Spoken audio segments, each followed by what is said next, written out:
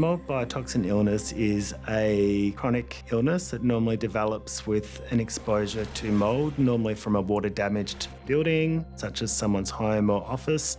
It can range from things like fatigue, brain fog, difficulty with cognition, joint pain, inflammatory issues, muscle pain, frequent urination, and these tend to develop gradually over time and with prolonged exposure.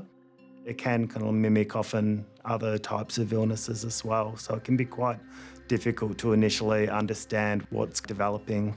A water-damaged building will be releasing mycotoxins into the environment, which you commonly can breathe in. You might ingest through the digestive tract, but you'll also find there's a whole range of other kind of volatile organic compounds.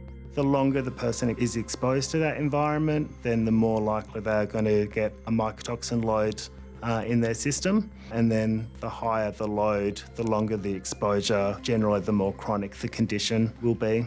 Mould can cause sensitivity to other things like chemicals, foods. So it can be pretty common to see people having these reactions to other things, and often they're the things that are more obvious, so they might not even realise that there's an underlying mould issue that's causing that.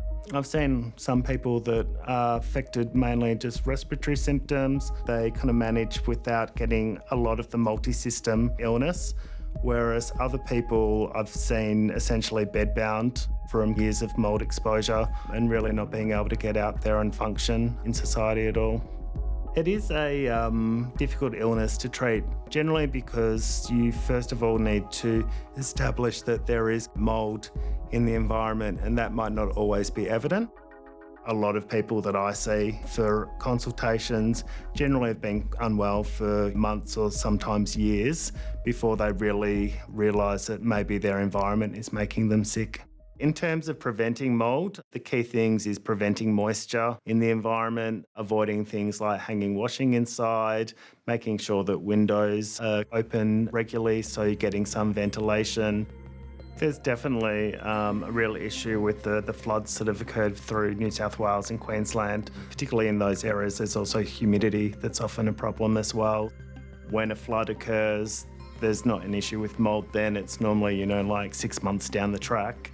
So I think we're going to be seeing more and more as time progresses.